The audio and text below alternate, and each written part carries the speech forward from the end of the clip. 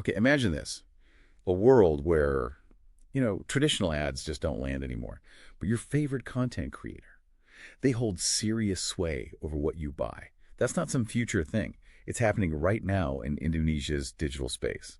It's all powered by affiliate marketing.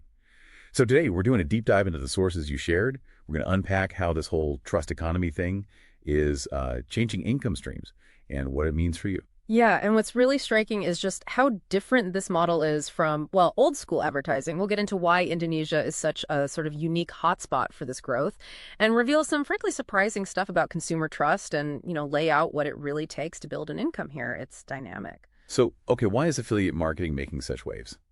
Yeah, our sources are pretty clear. It's fast replacing traditional ads. And it's not just about saving cash for brands, it's performance-based. They only pay when a sale actually happens. All the risk shifts away from them. It brings faster conversions, deeper engagement. Exactly. And if you connect that to the bigger picture, Indonesia's huge mobile-first population, the e-commerce explosion, it's fertile ground. I mean, the market's projected to hit $83 billion by 2025. That's growing at, an 18.8% compound annual rate through 2032. Think about that growth. It's Right. basically doubling every few years. Huge potential. Wow. And that massive growth, it isn't just numbers, is it? It seems tied to something more fundamental, like trust.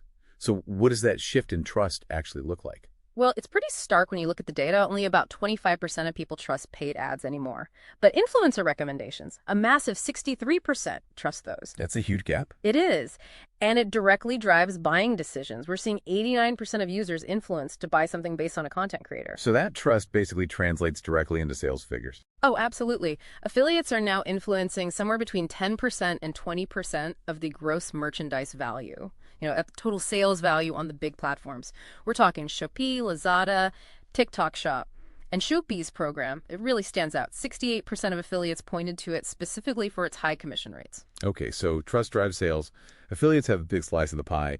The obvious next question then is, if you're listening and thinking about getting into this, what are the practical secrets to making it work? Right. First off, authenticity, trust. It's absolutely paramount, especially with Gen Z. They really value recommendations from people they feel connected to, close connections.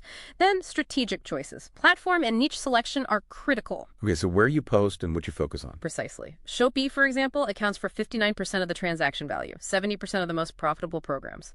But then you have TikTok. Huge user base, 157.6 million users there, holding about 27% of that value. And definitely look for those high-paying niches, things like finance, software, beauty, fashion. Some can offer over 20% commission. 20%, wow. And content-wise, what's working best? What format? Video, no question. Video is king right now. TikTok affiliate links, they're showing a 5.2% engagement rate. That's 160% higher than Instagram. Oh, 160% higher. Yeah, but here's the really wild part. Micro-influencers on TikTok, they have an exceptional 30.1% engagement rate. 30%. That's incredible. It is. It's like 15 times higher than some bigger accounts.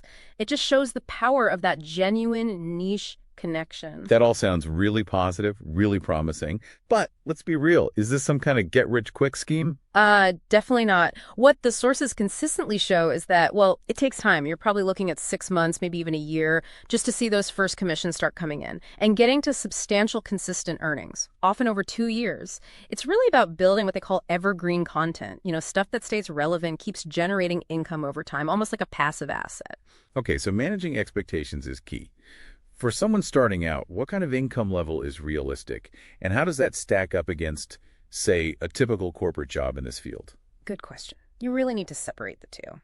A corporate role, like an affiliate marketing manager, might average around IDR 316 million a year. That's roughly, $20,000 annually. But individual commissions, they vary massively. Shopee commissions might be 2.1% to 7%, maybe 10% for new users they attract. We do see some success stories, like Dea Safika earning over $6,500 over time, or Furlan Fermencia reportedly making over $1,000 in under a week. So some people are making good money quickly. Some are, yes. But globally, experienced affiliates can earn $10, $50K plus a month.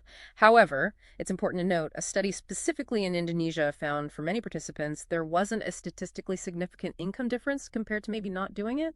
So the potential's there, absolutely, but consistency takes work. It's a slow build for most. Setting realistic goals is crucial. Right. And what about the downsides, the challenges? What hurdles should people be aware of? Well, competition is high, obviously. You also have pretty limited control over, say, the product quality itself or how the merchant handles customer service. Hmm. And you constantly need to stay on top of Indonesian laws, advertising ethics, platform rules, all that compliance stuff. Okay, so let's try and wrap this up. As we finish this deep dive on affiliate marketing in Indonesia, it's clear there's a genuine opportunity here, right? Driven by that big shift in consumer trust in this booming digital economy. Absolutely. But it demands strategy, real effort, authenticity, and definitely a long-term view. It's not instant. And this whole shift raises a bigger question, doesn't it? As this digital world leans more and more on individual recommendations, over traditional ads, how are brands going to adapt their entire marketing playbook even further to really embrace this fundamental trust economy?